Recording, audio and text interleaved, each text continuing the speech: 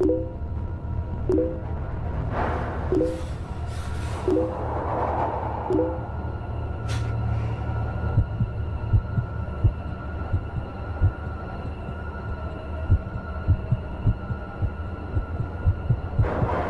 am proud of how hardworking my family is, but that doesn't mean we have a lot of money. Of course, the one time I decided to splurge and get my kids a gift, it went horribly wrong. Their unanimous wish was for a PlayStation 5, which was, unfortunately, still a bit out of my budget. Not wanting to let them down, I scoured the internet for a deal. I eventually found a lead on Facebook Marketplace. The guy lived an hour away, but he was offering a PS5 at nearly half the price. I wanted to meet at a public place, but he insisted upon a specific park because it was the only recognizable location near him. What was even sketchier was that he would only agree to meet after dark, claiming he worked and slept through the day and only had time at night. He didn't even have a profile picture to tell me what he looked like, which made the vibe that much more suspicious. Despite all that, I felt I had to just accept the risk, act fast, and take the deal while I could. I knew I might not get a better chance. One night, while my son was at work, I agreed to meet up with the guy. I was going to leave my daughter at home, but she begged to go with me. So, my daughter and I headed out together, but I started to regret it once we finally arrived at our destination. The park was closed, surrounded by trees on all sides, and a fair distance from the main road. I backed up to a fence so he couldn't come from behind, and I'd have an easier time getting out. About 15 minutes later, another car rolled into the gravel lot, parking about 30 feet from us. I assumed it was the seller. When the car parked, I nearly left right then and there. I had a feeling it just wasn't worth it, but my daughter sensed my hesitation and urged me to stick it out. The seller's car soon opened, then he stepped out. Everything about him was a nightmare. He was huge, inbred, and smiling from ear to ear, with about 10 teeth in total. The only thing he had going for him was the PS5 tucked under his arm. After confirming the existence of the goods, I told my daughter to wait in the car. All I had to do was make the transaction and get the hell home. Evening! I see you have the PS5. I have the money. Let me see it. Looks good. Hand it over. Come on, man. Let me have the PS5 first. It's only polite. Don't tell me how to conduct my business when I don't know if I can trust you or not.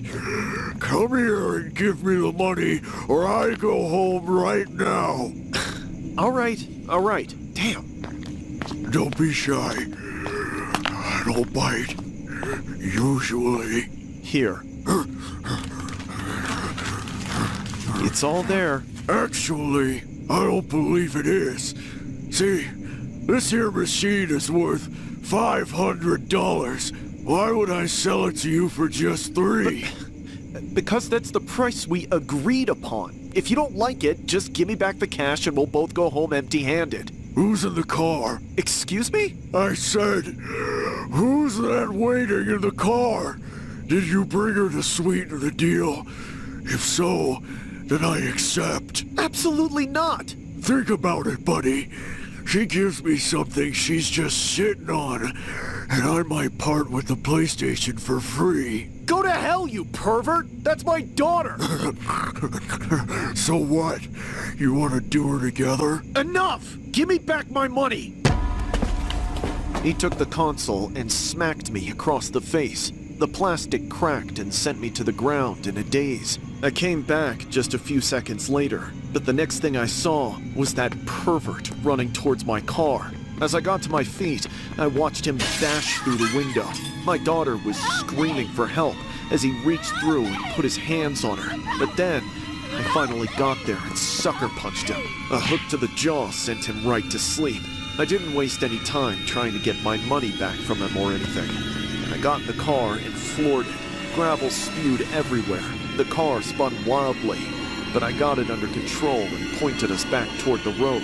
Just as I was picking up speed, I looked in the rearview mirror and saw that monster standing on 2 feet, aiming a gun dead at us.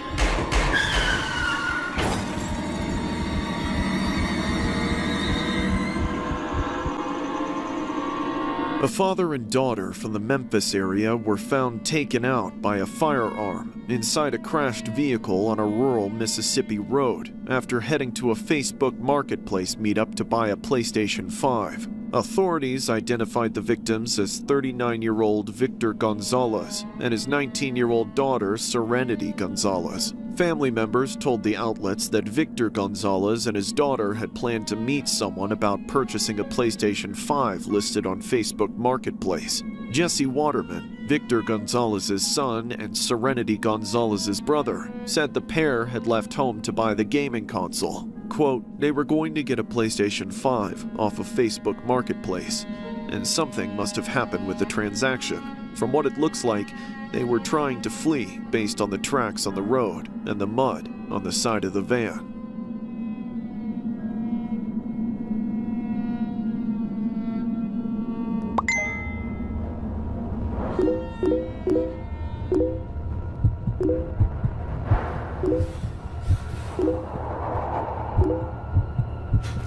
Back in January, I took a chance by trusting Facebook Marketplace, and my life will never be the same because of it. At the time, my wife was 8 months pregnant with our first child. We had been married and living together for almost 2 years. The dog we got together was well over a year old by then. With my wife on maternity leave, we thought it would be a good time to get rid of my old truck, but no dealerships would take it because of its condition. I didn't know of any other ways to do that other than Craigslist and Facebook Marketplace. I listed the truck on both sites, then waited. Eventually, I got a promising offer from someone on Facebook who seemed to be the right type to own the truck. The young guy. We agreed on a fair price, but when it came to schedule the meeting, the headache began. The buyer was suddenly all wishy-washy and wanted everything done on his terms. To make it as easy as possible for him, I said he could come pick it up from my house. After what felt like pulling teeth, I finally got the guy to agree to show up around lunchtime. I told my boss I was going to take an extended lunch break, which would give me over an hour to make the deal, then head back to work if he showed up on time. When the day came, I arrived at my house around 1 p.m. My wife was waking up from a nap. The minutes ticked by, one after another, and there was no sign of him. I kept texting and calling, but he'd gone completely silent. I tried not to cuss him out for wasting my time, though my wife could easily tell I was furious. Pretty soon, I would be late for work. I didn't know what to do. I dreaded the thought of having to schedule another meeting with this guy, or even worse, having to start from square one. My wife, being supportive as always, offered to take care of it. She told me just to go back to work and let her handle the transaction. I was hesitant, but she was adamant that she could handle it. I went with her plan. I told the buyer he could come later whenever he was able. Then I got back into my wife's car and headed to work. Right as I was a few minutes from home, my phone suddenly started blowing up. It was the buyer. He said he would only buy the truck if it was actually in good condition, and a bunch of random accusations out of nowhere. Now, I knew the truck wasn't in the best condition, but I didn't want to list all of its problems and make it seem worthless. I reiterated for the 10th time that, overall, it was reliable, but it would need more maintenance and attention than the average vehicle. I don't know why, but he couldn't seem to wrap his head around that. He wanted an answer in the simplest terms. Is it good or not? So I finally just told him, yes, it's good. I felt like I was talking to a brick wall, feeling myself starting to get overwhelmed again. I texted my wife, letting her know how the guy was acting. She reassured me she could handle it and told me not to worry. She said she would text me throughout and call me if he gave her any problems. I thanked her, told her he was on his way, then went in to work. We kept communicating as we waited for the buyer to show, but then, 10 minutes before he was set to arrive, my wife stopped responding to my text. I figured it was fine. She must be talking to the guy and didn't need or want to be distracted by her phone while interacting with him. I just thought she would have told me how things went afterwards, but I didn't hear about that either. A couple hours went by, and I got caught up at work trying to compensate for being gone through the middle of the day. By the time I left though, the silence was killing me. I had a terrible feeling, a pit forming in my stomach, and the closer I got to home, the wider it ripped open in my chest. I remember seeing the plume of smoke towering into the evening sky and thinking, hey, that's in the direction of my house. Then I got to my street and found it blocked off by the police. A burning stench was thick in the air. I stopped in the middle of the road and ran through the blockade on foot. I went straight for my house. The cops were shouting at me to stay back, but I knew it had to be right there. I finally got a good look when I came around the end of a giant fire truck. Where my house had been was a smoldering heap. A few pillars were still standing here and there, but there was nothing left, just rubble and ashes. I looked for my family, my wife, my dog, any remnants of what I had left, but I only saw one familiar face. The shit stain who was supposed to buy my truck, getting hauled away in handcuffs, completely unharmed. You! What have you done? It's what you deserve. You should have been a man and tried to rip me off yourself, trying to sell me that garbage. What did you do? Why? I poked both your stupid bitches full of holes, your fat wife, and that annoying-ass dog. No! No, no! And you could have kept the house if you showed up. Have fun with nothing, you liar! This can't be happening! Why? Why? This Facebook Marketplace story was inspired by a horrific incident regarding an Illinois man who was accused of stabbing a pregnant woman more than 70 times, attacking her dog, and setting her home on fire during a Facebook Marketplace meetup. Nedes Revucas, 19, faces multiple charges after police say he took out Eliza Morales, 30, during a visit to view a Facebook pickup truck her husband had listed for sale. The attack stemmed from a Facebook Marketplace transaction. Prosecutors said Revucas was upset about the condition of the 1994 Ford Ranger pickup he purchased from Morales and her husband. Police body cam video shows Revucas hours after the killing when officers arrived at his home. During a conversation with authorities, he was seen speaking in a calm manner and not being aggressive or scared. He initially claimed that he didn't go inside Morales' apartment. However, he later confessed to the killing. Following his arrest, video shows Revucas seated in the back of a police cruiser where he appeared to be sleepy. Revucas faces several charges for his heinous crimes.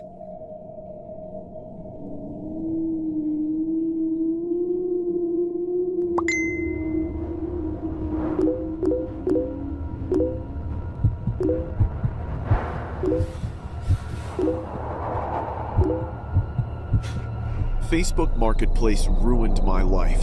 The moment my friends and I started using it, I was doomed. While everyone is earning slow money and doing whatever they're told, we run our own businesses. Hustlers, trappers, gangbangers, whatever you want to call us. Recently, one of the schemes we were running started with Facebook. Basically, we'd hit up people who were selling their old phones, meet them at some random place, then, when they least expected it, we'd lift the phones right out of their hands and drive off before they could react. Well, I say we, but I personally didn't do any of it for a while. I just sat in the car with the other two guys and watched them rotate who went out to meet the mark. I had to start pulling my weight eventually, though, no matter how nervous it made me. Yo, I don't know if I'm ready, bro. What, are you slow or something? You seen us do it 100 times. You know exactly what to do. But don't we have enough phones for today? Why don't I do the first one tomorrow or something? Don't be a little punk bitch about it. Just do it or we'll drop you off at the Motel 6. The motel? But that's the hoe house. So, are you a hoe or are you a thug? Screw you. I'm a thug. Then hit the next lick and prove it. And if you're all scared, just take this. For the first time, my friend handed me a gun. I guessed I would need it for what I was about to do, actually robbing someone. How hard could it be anyway? Just point and pull the trigger, right? This time around, I didn't say much while they were looking for the next mark. They said it was a douchey white guy, so I figured he'd probably be alone and wouldn't be too pressed to risk his life over a phone. They didn't say anything else about him, though, or if they did, I was too nervous to listen. Before I knew it, I was up. We stopped in an empty parking lot, just as the sun was going down. No witnesses was good. But then, I actually saw the guy I was supposed to rob. He wasn't some scrawny loser like I was thinking. The guy was huge, at least 6 feet tall and jacked as hell. And just by the way he was standing, I could tell he had been in the military or something. Of course, that didn't change anything. I still had to do it. My friends were all looking at me, with these smirks on their faces, like they had set me up for this on purpose. They didn't think I could handle it. I had to prove them wrong. Making sure the pistol wasn't showing, I stepped out of the car by myself and walked up to meet the guy. I could tell he was already suspicious that I came out of the passenger side and wasn't the only person in the car. He came alone, but that didn't exactly make me feel any better. Hey, kid, your friends with you? Yeah, doesn't matter. Huh. Well, I got the phone right here. Do you actually have the cash, or is it all tied up in stocks? I snatched the phone out of his hand. It was easier than I thought. He didn't have any time to tighten his grip or anything. I clutched it like a football. Then, I turned around and started to sprint back to the car. But just as I got going, the guy grabbed me. He yanked me back with one arm like it was nothing. I was in a headlock a split second later. He was choking me out, trying to take the phone back at the same time. But I was not going to let him win. You dumb little shit! You messed with the wrong guy! Just give it up, asshole! It's mine! I'm a Marine, you moron! You're not going anywhere but jail! No, I ain't! The guy was so focused on trying to get the phone out of my left hand, he didn't realize I was reaching into my hoodie with my right. I just pointed it back, pressed it up against his ribs, then pulled the trigger. He never saw it coming. He loosened up in an instant, making it easy to slip out. I hesitated and looked back at him for just a second. There was this look of pure shock on his face as he collapsed. I think if both my hands weren't locked into a death grip, I would have dropped the phone and the gun the moment I fired it, but I managed to hold on to both.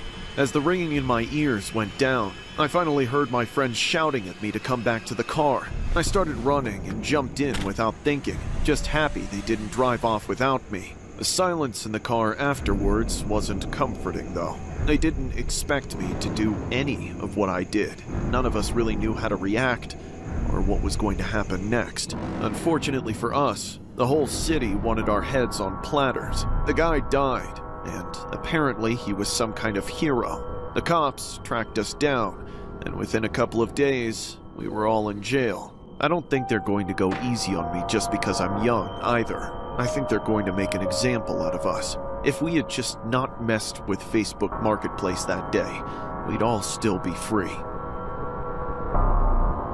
A Marine was taken out in an alleged Facebook Marketplace robbery in Missouri. Sunday night's shooting left 42-year-old Michael Ryan Burke with critical injuries and later dead at a local hospital. Alexis Bowman, Joseph Crane, Kobe Oust, and a male juvenile are all in custody in connection with Burke's death. Allegedly, the 4 suspects are accused of stealing iPhones from people during Facebook Marketplace sales, then selling the phones. It was mentioned that the juvenile suspect shot Burke during one of these Facebook Marketplace arrangements, while the other 3 were in the car. Burke was a Marine veteran and a firefighter in Colombia.